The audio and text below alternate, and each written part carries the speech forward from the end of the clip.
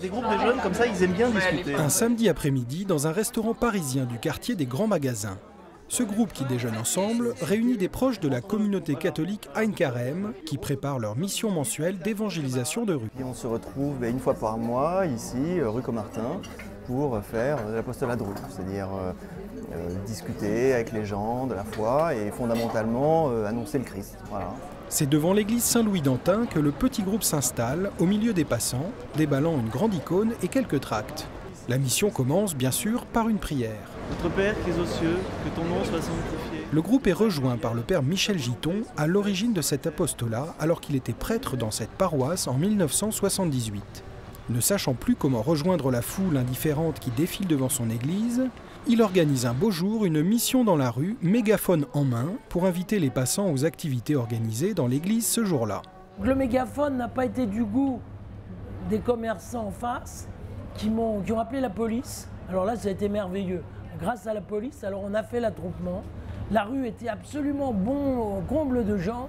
Et quand la police est partie, que j'ai donc quitté mon mégaphone, eh ben, je vais vous parler. Et ça a commencé. Alors encore une fois, on était très inexpérimentés. Je ne suis pas sûr que notre message passait très bien, mais en tout cas, il y a eu des gens qui sont arrêtés. Il y en a même tellement qui sont arrêtés qu'avec plusieurs, on a pu rentrer, discuter. Et l'un s'est préparé après à la confirmation. Si au fil des années, la mission s'est multipliée dans d'autres quartiers, elle est toujours centrée sur la prédication dans la rue. Et aujourd'hui, c'est Antoine qui va prêcher le Christ aux passants. Bien sûr, il y a de la peur, il y a du tract, on sait qu'on n'est pas à la hauteur, il y a tout ça, mais bon, je sais, comment dirais-je, ma préoccupation, c'est pas de faire une prestation brillante. Je suis pas un orateur, je suis pas là pour briller, je suis là pour annoncer Jésus-Christ, c'est ça qui me motive. Pour cela, un seul outil, une simple caisse en bois sur laquelle Antoine monte pour 3 heures de prédication improvisée à l'adresse des passants. Monsieur, est-ce que monsieur, il a une idée que, eh bien, Dieu est là derrière? C'est incroyable. Le créateur de l'univers, du ciel, de la terre, des nuages, des oiseaux, des pigeons, de toi, de Samy, de moi, de tout le monde, de mademoiselle, de monsieur avec sa glace, il est là, dans un tabernacle. Et c'est pour ça que je suis là, rue Caumartin, là, comme un con, faut bien le dire, sur ma caisse. Mais c'est pour dire, annoncer ça. Une démarche audacieuse, presque inconvenante, qui brave l'un des grands tabous de nos sociétés sécularisées. Pour beaucoup de passants, il est en effet choquant de parler de Dieu publiquement. Ça interpelle trop. Moi, j'aime pas parce que...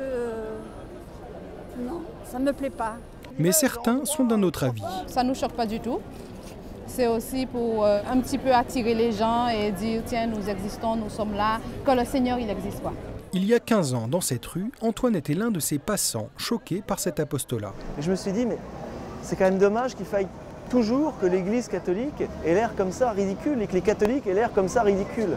Mais au bout de quelques minutes d'écoute, Antoine est conquis. Je me suis dit, mais voilà l'Église. L'Église, elle est dans la rue. L'Église, elle est rayonnante. On annonce, eh bien, au peuple de Dieu, au peuple en général, eh bien, que Dieu l'aime. Que Dieu nous aime tellement, eh bien, qu'il a envoyé son propre Fils.